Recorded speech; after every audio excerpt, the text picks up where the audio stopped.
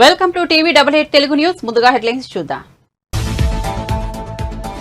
పశ్చిమ గోదావరి జిల్లా భీమవరం నియోజకవర్గంలో సీఎం వైఎస్ జగన్మోహన్ రెడ్డి బహిరంగ సభ. మళ్లీ కొత్త మోసలతో వస్తున్న బాబు కూటమిని మరోసారి నమ్ముతారా అని ప్రశ్న.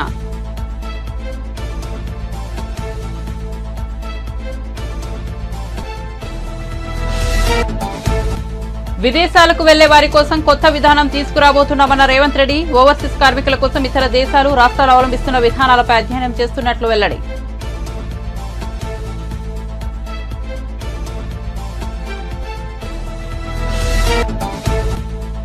కాంగ్రెస్ అరచేతిలో వైకుంఠం చూపించి గెలిచిందన్న కేటీఆర్. ప్రజలు మోసపోవాలని కోరుకుంటారని రేవంత్ రెడ్డి గతంలోనే నిజాయితీగా చెప్పారని వ్యాఖ్య.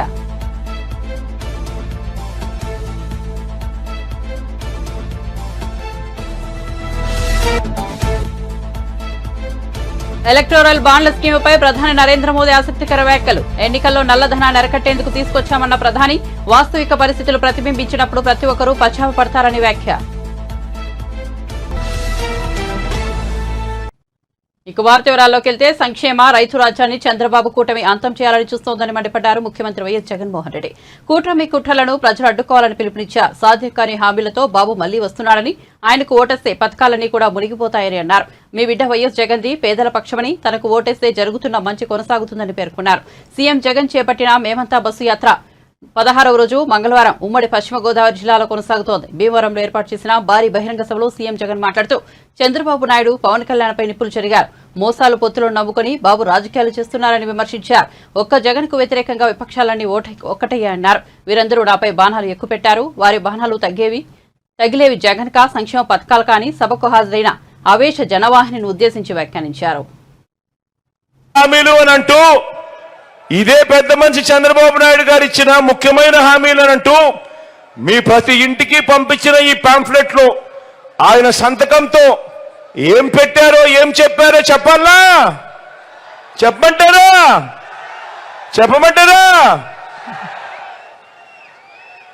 రైతు రుణమాఫీపై మొదటి సంతకం చేస్తా అన్నాడు. రైతు రుణమాఫీపై మొదటి సంతకం చేస్తానన్నాడు. 87,612 కోట్ల రూపాయలు రుణాలు మాఫీ అయ్యాయా? రెండు చేతులు పైకెత్తాలబ్బా. ఇలా ఇలా ఇలా ఇలా ఇలా ఇలా ఇలా ఇలా ఇలా ఇలా ఇలా ఇలా ఇలా. రెండో ముఖ్యమైన హామీ చంద్రబాబు సంతకం పెట్టి మీ ప్రతి ఇంటికి పంపించిన ఈ పాంఫ్లెట్ లో రెండో ముఖ్యమైన హామీ చంద్రబాబు దత్తపుత్రుడు మోడీ గారి ఫోటోలతో మీ ఇంటికి వచ్చిన ఈ పాంఫ్లెట్ లో పొదుపు సంఘాల రుణాలు పూర్తిగా రద్దు చేస్తామన్నాడు. మరి 14,205 కోట్ల రూపాయలు ఒక్క రూపాయి అయినా అక్క చెల్లెమా ఒక్క రూపాయి అయినా మాఫీ జరిగిందా? రెండు చేతులు పైకెత్తాలబ్బా. ఇలా ఇలా ఇలా ఇలా ఇలా ఇలా ఇలా ఇలా ఇలా ఇలా ఇలా. మూడో హామీ ఇదే పెద్ద మనిషి చంద్రబాబు నాయుడు గారు ముఖ్యమైన హామీలంటూ మీకు పంపించిన ముఖ్యమైన హామీ, ఆడబిడ్డ పుట్టిన వెంటనే మహాలక్ష్మి పథకం కింద 25,000 రూపాయలు బ్యాంక్ అకౌంట్ లో డిపాజిట్ చేస్తామన్నాడు. ఆడబిడ్డ పుడితే మీ బ్యాంక్ అకౌంట్లలో 25,000 డిపాజిట్ చేస్తానన్నాడు. ఒక్క రూపాయి అయినా చేశాడా? ఒక్క రూపాయి అయినా? ఇలా రెండు చేతులు పైకెత్తారు. ఇలా ఇలా ఇలా ఇలా ఇలా ఇలా. ముఖ్యమైన హామీ మరొకటి చదవమంటారా? ఇంటింటికి ఓ ఉద్యోగం ఇవ్వలేకపోతే నెల 2,000 రూపాయలు నిరుద్యోగ వృత్తి.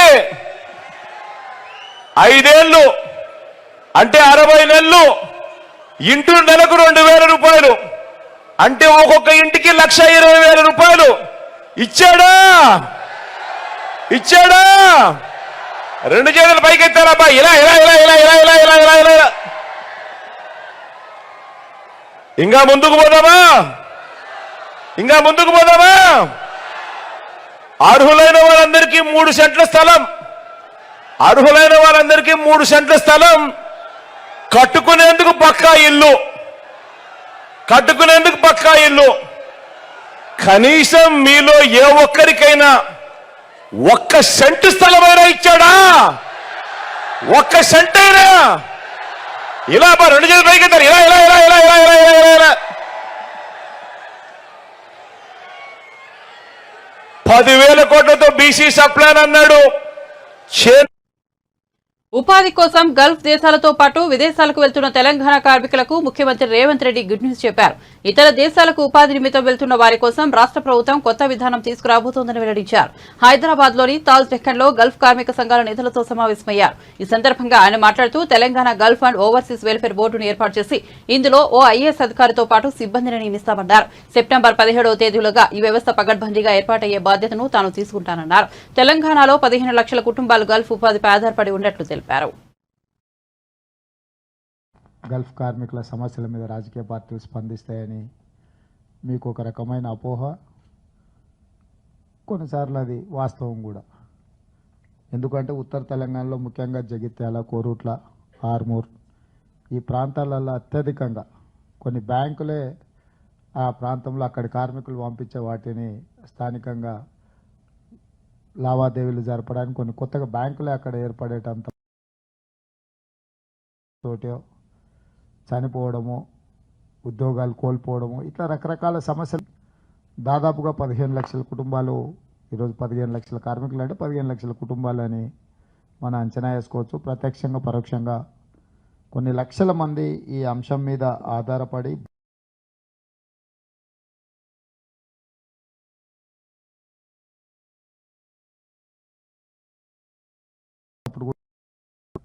సంఘాలు వచ్చి నాకు నివేదిక అందించడం, అంశాలను ప్రస్తావించినప్పుడు నేను ప్రధానంగా ఆ రోజు నాకు తెలిసి 3 అంశాల మీద ఆ రోజే మీకు మాట ఇచ్చిన. ఇప్పుడు కూడా మా ప్రభుత్వం వచ్చిన ఎంబడే, ఎందుకంటే ఇది అధికారికంగా అమలు చేయలేదు కాబట్టి మీ దృష్టికి రాలేదు. నేను ముఖ్యమంత్రిగా బాధ్యత చేపట్టిన తర్వాత మా ముఖ్యమంత్రి కార్యాలయంలో శేషాద్రి గారు అని సీనియర్ ఐఏఎస్ ఆఫీసర్, ఆయన ప్రధానమంత్రి కార్యాలయంలో మన్మోహన్ సింగ్ గారు ఉన్నప్పుడు 2 సంవత్సరాలు, నరేంద్ర మోడీ గారు ఉన్నప్పుడు 6 సంవత్సరాలు, మొత్తం 8 సంవత్సరాలు ప్రధానమంత్రి కార్యాలయంలో ఈ విదేశాంగ వ్యవహారాలు నిర్వహించిన అధికారే ఈరోజు మన ముఖ్యమంత్రి కార్యాలయంలో ప్రత్యేక అధికారిగా వారు ఉన్నారు. వారిని ఇతర అధికారులతోని ఒక అఫీషియల్ కమిటీని నేను నియమించి కంప్లీట్గా దీని మీద మనం ఎగ్జామిన్ చేసి దాంట్లో మనం బోర్డు ఏమనుకున్నామంటే Telangana gulf and other overseas workers welfare board పెట్టాలని ఒక విధానం తీసుకున్నాం. ఒక గల్ఫ్ కార్మికులే కాకుండా ఇతర ప్రాంతాలకు కూడా వెళ్ళి ఇబ్బందులు పడుతున్న వాళ్ళు, ప్రభుత్వం దృష్టిలో మీరందరూ గల్ఫ్ బాధితులు, కానీ ప్రభుత్వానికి ఇతర విదేశాలలో కూడా అక్కడికి వెళ్ళి ఉద్యోగ ఉపాధి అవకాశాల కోసం ప్రయత్నం చేసి అనుకోని సంఘటనల వల్ల, దుర్ఘటనల వల్ల నష్టపోతున్న వాళ్ళందరినీ కూడా వాళ్లకు హక్కులు కల్పించడం, వాళ్ళకు రక్షణ కల్పించడం, వాళ్ళని ఆదుకోవాల్సిన బాధ్యత రాష్ట్ర ప్రభుత్వం మీద ఉన్నదని చెప్పి వారి ఆధ్వర్యంలో అధికారులను నియమించడం జరిగింది. దీనికోసం ప్రత్యేకంగా ఆఫీస్, ఇప్పుడు గతంలో ప్రగతి భవన్ అని ఆయన గారు చెప్పేవాళ్ళు, ఇప్పుడు మనం జ్యోతిరావు పూలే ప్రజాభవన్గా మార్చి అక్కడ ఒక ప్రత్యేక వ్యవస్థను ఏర్పాటు చేయడానికి ఒక సీనియర్ ఐఏఎస్ ఇతర అధికారులతో ఒక కంప్లీట్ 24/7 పనిచేసే ఒక వ్యవస్థను ఏర్పాటు చేయాలని మేము ఆల్రెడీ నిర్ణయం తీసుకున్నాం.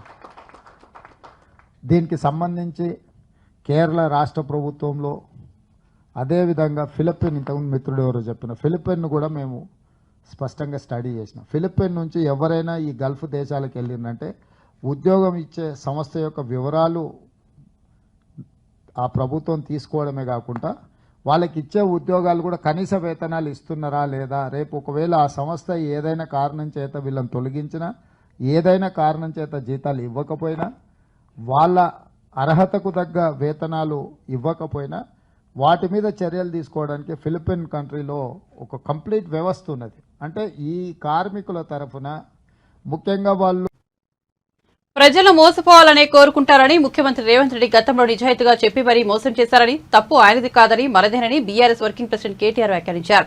దమ్ముంటే ముఖ్యమంత్రి రేవంత్ రెడ్డి బీజేపీ వ్యక్త, కాంగ్రెస్ వ్యక్త చెప్పాలని ప్రశ్నించారు. ఆదిలాబాద్ పార్లమెంట్ నియోజకవర్గ బూత్ స్థాయి నాయకుల సమావేశంలో ఆయన మాట్లాడుతూ ఇక్కడ 4 నెలల క్రితమే కేసీఆర్ ఆత్రం సక్కును అభ్యర్థిగా ప్రకటించారన్నారు. మనకు అధికారం పోగానే కొంతమంది వేరే దారులు వెతుక్కున్నారని, కానీ ఆత్రం సక్కు మాత్రం ఎలాంటి ప్రలోభాలకు లొంగలేదన్నారు. మంత్రి పదవులు, పెద్ద పెద్ద పదవులు అనుభవించిన వారు అధికారం పోగానే పార్టీ నుంచి జారుకున్నారని ఆవేదన వ్యక్తం చేశారు. ఆత్రం సక్కు కష్టకాలంలోనూ పార్టీతో ఉన్నారని ప్రశంసించారు. ఇంకో ఎక్కడెక్కడ ఉండే నీళ్ల కాడికి ఇవాళ మళ్ళీ దేవులాడుకునే రోజులు కాంగ్రెస్ ప్రభుత్వం తెచ్చిన మాట వాస్తవమా కాదా గ్రామాలలో చర్చ పెట్టాలని చెప్పి మీకు విజ్ఞప్తి చేస్తా ఉన్నాం. కానీ తప్పు రేవంత్ రెడ్డిది కాదు. రేవంత్ రెడ్డి నిజానికి స్పష్టంగా చెప్పిండు. ఏం చెప్పిండు? ఎలక్షన్లకు ముందే చెప్పిండు. ప్రజలు మోసపోవాలని కోరుకుంటారు, ప్రజలు మోసగాలని నమ్ముతారు, మోసపోవాలని కోరుకుంటారు. మరి వాళ్ళు కోరుకున్నప్పుడు మోసం చేయకపోతే మా తప్ప అవుతుంది అని చెప్పి నిజాయితీగా చెప్పి మరీ మోసం చేసిండు రేవంత్ రెడ్డి గారు. ఆయన తప్పు కాదు, కానీ మన తప్పే. ప్రజలకు మనం వాస్తవాలు చెప్పలేదు. 10 ఏళ్లలో ఏమేం పనులు చేసినామో ఈ రాష్ట్రంలో మనమే సరిగ్గా చెప్పుకోలేకపోయినాం. అత్యధికంగా భారతదేశంలో 10 ఏళ్లలో పిల్లలకు ప్రభుత్వ ఉద్యోగాలు ఇచ్చింది తెలంగాణ రాష్ట్ర ప్రభుత్వం కేసీఆర్ గారి నాయకత్వంలో. 1,60,283 మంది పిల్లలకు ప్రభుత్వ ఉద్యోగాలు ఇచ్చిన ప్రభుత్వం కేసీఆర్ గారి ప్రభుత్వం. మొన్న రేవంత్ రెడ్డి గారు ఇచ్చిన 32,000 ఉద్యోగ కాగితాలు కూడా మన ప్రభుత్వంలో ఇచ్చినవి తప్ప ఆయన ఇచ్చినవి కాదు. కానీ ఈ 2 లక్షల ఉద్యోగాలు ఇచ్చిన మన విషయాన్ని మన పిల్లలకు మనమే చెప్పుకోలేకపోయినాం. తాండాలలో, గూడాలలో అక్కడ జరిగే దుష్ప్రచారాన్ని సరిగా తిప్పి కొట్టలేకపోయినాం. నేను మీ అందరినీ ప్రార్థించేది ఒకటే, మనం కూడా మళ్ళీ తాండాలలో, గూడాలలో ఇది ఒక సక్కుదాల ఎలక్షన్ కాదు, ఆత్రం సక్కుగా ఎలక్షన్ కాదు. ఇది పార్టీ ఎలక్షన్. నిలబడ్డది ఒక్క సప్పుదాల కావచ్చు, కానీ ఇది మనందరి ఎలక్షన్. మనందరి భవిష్యత్తుతోని, పార్టీ భవిష్యత్తుతోని ముడిపడి ఉన్న ఎలక్షన్ అనే మాట నేను మీకు గుర్తు చేస్తా ఉన్నా.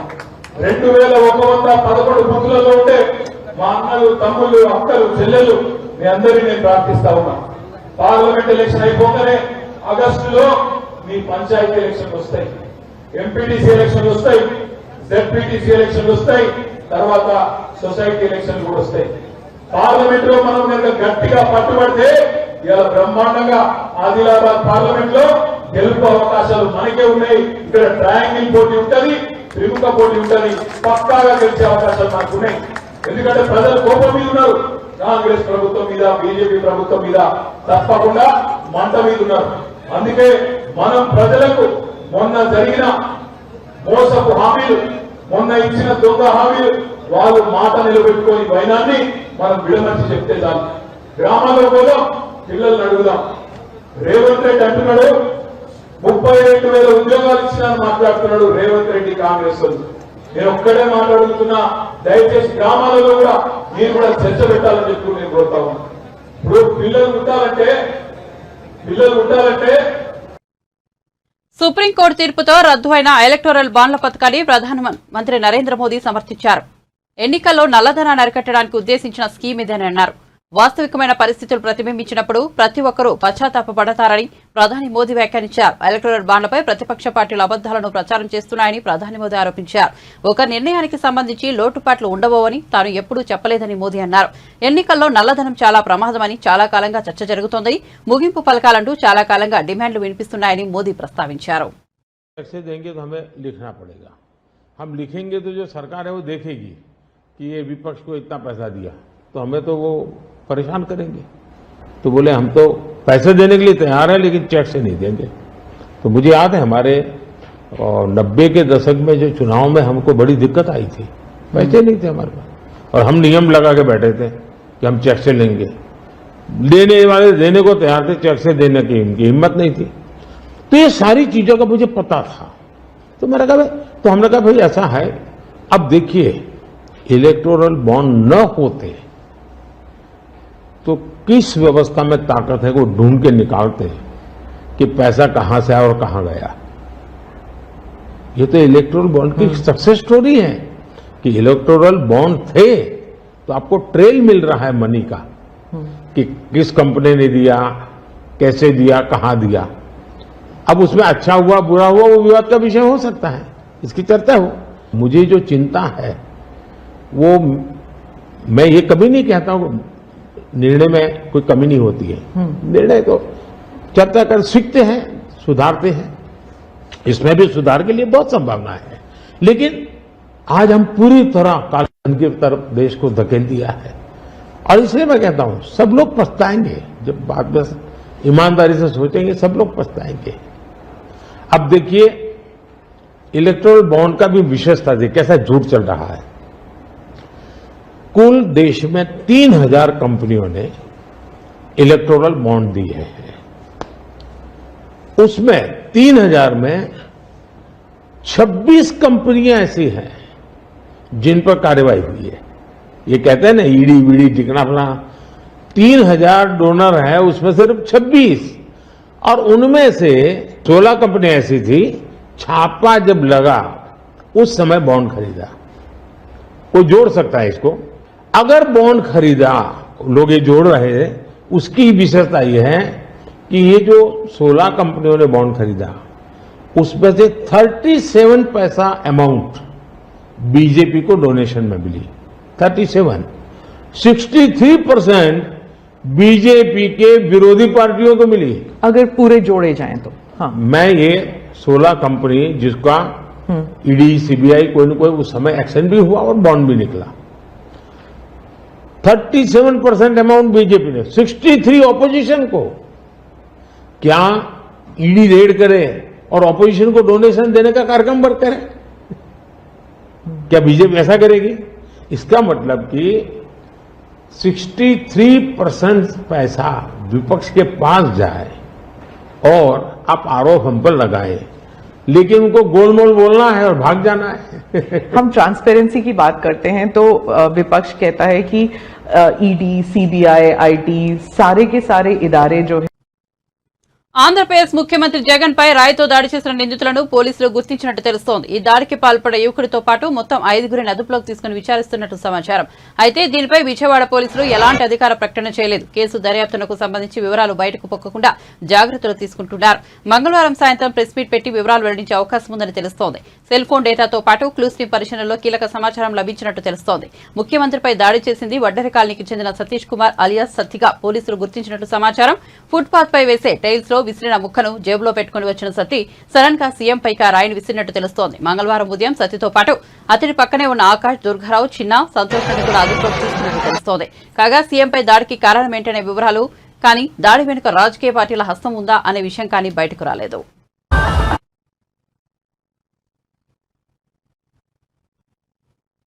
ముఖ్యమంత్రి జగన్మోహన్ రెడ్డి గులకరాయి కథ అడ్డం తిరిగిందని, వైసీపీ క్రియేట్ చేసిన డ్రామా వారికే ఎదురు తిరిగిందంటూ టీడీపీ పొలిట్ బ్యూరో సభ్యులు వర్లరామయ్య ఆరోపించారు.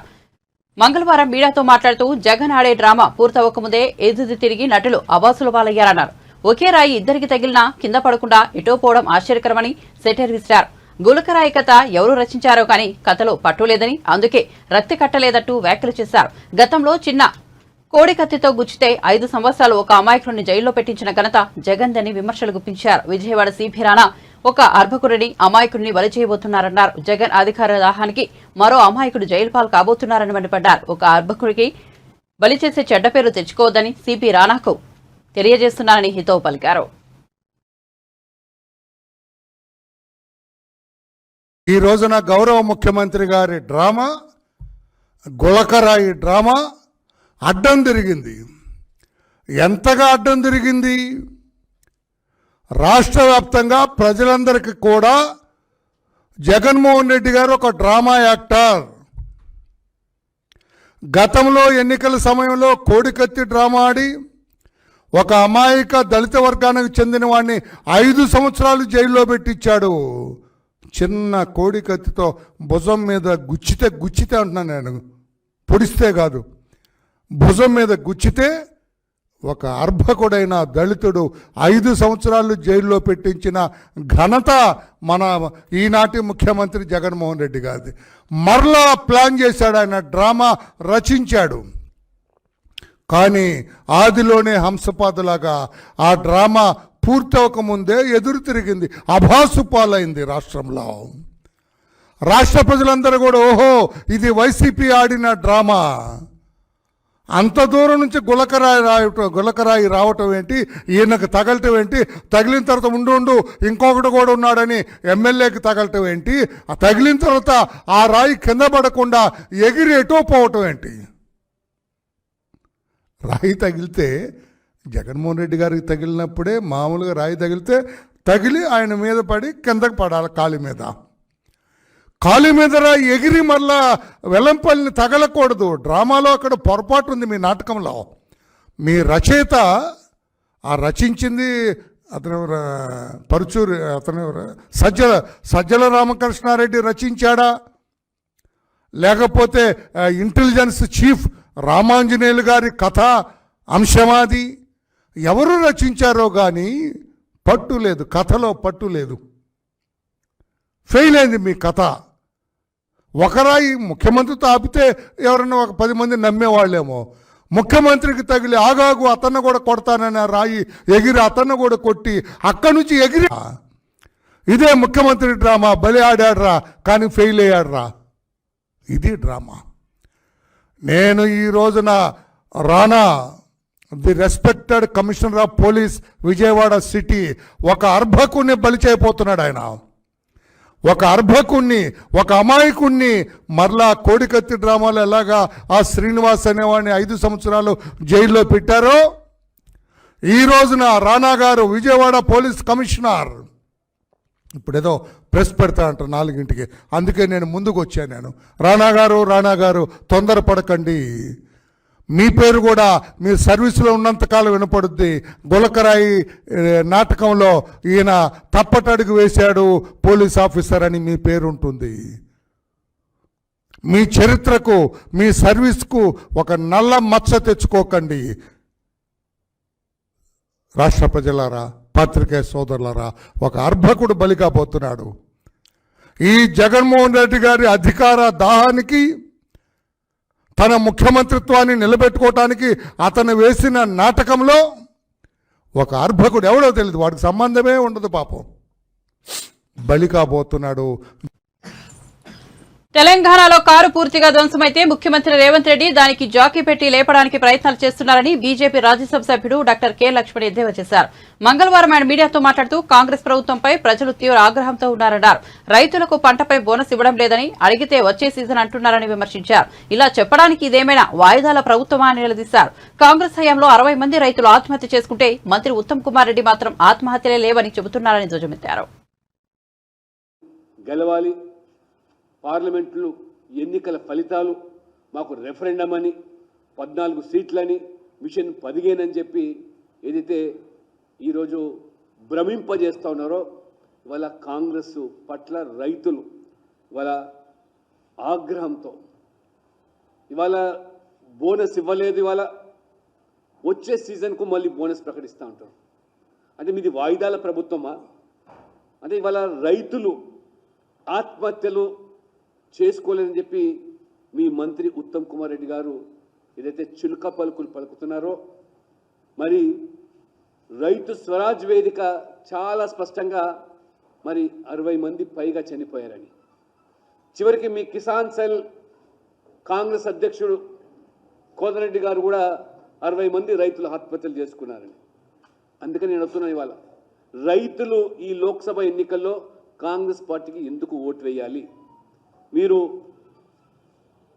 బీఆర్ఎస్ మాదిరిగానే మాటల గారడితో కాలం వెలిపించుకుంటూ ఈ రకంగా ఫక్తు రాజకీయం, ఈరోజు మీరు రేవంత్ రెడ్డి గారు గేట్లు తెరిచాము, రాజకీయాలు మరి పాల్పడతామని చెప్పి ఈ ఎన్నికల్లో మరి కాంగ్రెస్ అంటేనే పచ్చి అబద్ధాలు, మోసము, కుట్రలు, కుతంత్రాలు, ఎమోషనల్ బ్లాక్మెయిలింగ్ రాజకీయాలు. కాంగ్రెస్ నిర్వచనం అంటేనే కాంగ్రెస్ అంటే కరప్షన్, కన్నింగు, కాన్స్పిరేషన్, దాంతోపాటు కన్ఫ్యూజ్ చేయడం. ఇది మీకు వెన్నెతో పెట్టిన విద్య తప్పితే ఇతరత్ర కాదు. తెలంగాణ ప్రజలు ఇవాళ నమ్మి మోసపోవడానికి సిద్ధంగా లేదు. కేవలం బీఆర్ఎస్ అడుగుజాడల్లోనే బీఆర్ఎస్ యొక్క మరి వారు నేర్పినటువంటి పాఠాలు ఇవాళ మీరు అమలు చేస్తూ ఉన్నారు. అందుకనే బీఆర్ఎస్ కాంగ్రెస్ వేరు కాదనే విషయాన్ని ఇవాళ ప్రజలు అర్థం చేసుకున్నారు. ఇవాళ టెంక మీద నుంచి పొయ్యిలో పడ్డట్టుగా ప్రజలు భావిస్తూ ఉన్నారు. మీరు ఇవాళ నేను సూటిగా అడుగుతున్నాను, ఇవాళ ఎన్నికల కోడ్ అడ్డం పెట్టుకొని మరి ఈ గ్యారెంటీల నుంచి తప్పించుకోవాలని మీరు ప్రయత్నం చేస్తే అయ్యా చంద్రబాబు, నీ 14 ఏళ్ల అమోఘమైన పరిపాలన రాష్ట్ర ప్రజలకు తెలియంది కాదని రాష్ట్ర పశుసంవర్ధక మత్స్య శాఖ మంత్రి సీదిరి అప్పలరాజు అన్నారు.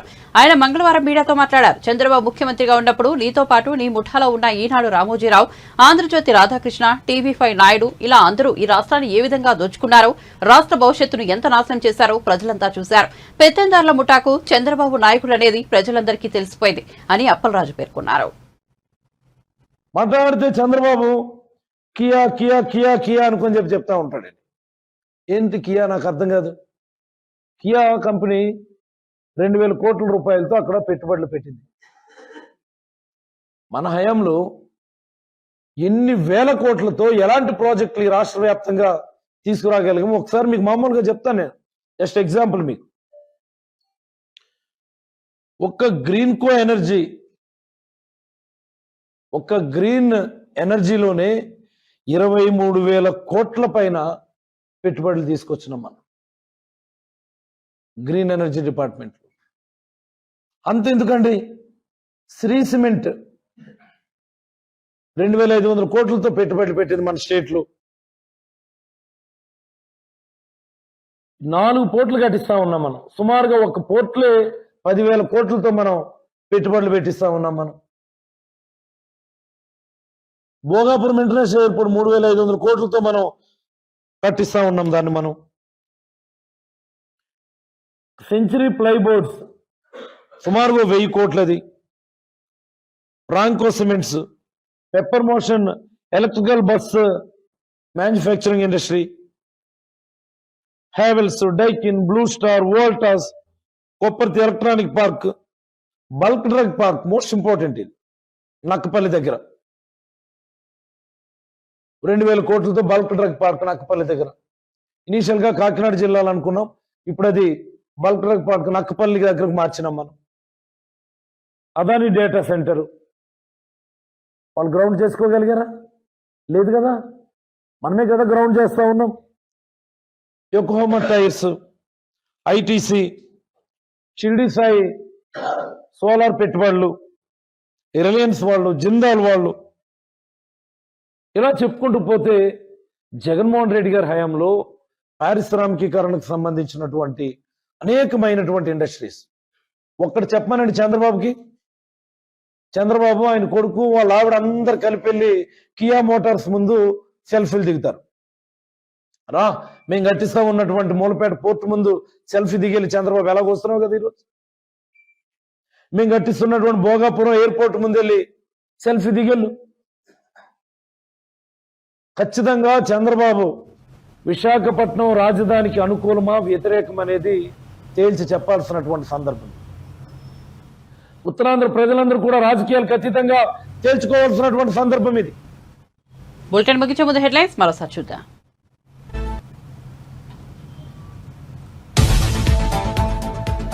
పశ్చిమ గోదావరి జిల్లా భీమవరం నియోజకవర్గంలో సీఎం వైఎస్ జగన్మోహన్ రెడ్డి బహిరంగ సభ. మళ్లీ కొత్త మోసాలతో వస్తున్న బాబు కూటమిని మరోసారి నమ్ముతారా అనే ప్రశ్న.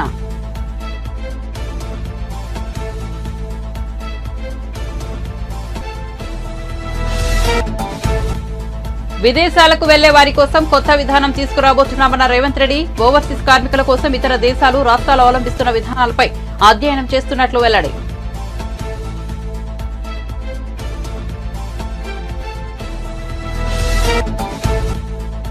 కాంగ్రెస్ అరచేతిలో వైకుంఠం చూపించి గెలిచిందన్న కేటీఆర్. ప్రజలు మోసపోవాలని కోరుకుంటున్నారని రేవంత్ రెడ్డి గతంలోనే నిజాయితీగా చెప్పారని వ్యాఖ్య.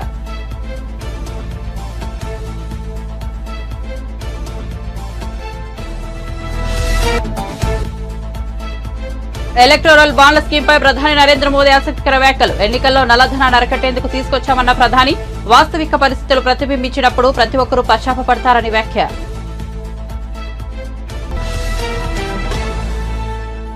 మరిన్ని అప్డేట్స్ కోసం చూస్తూనే ఉండండి TV88 తెలుగు న్యూస్.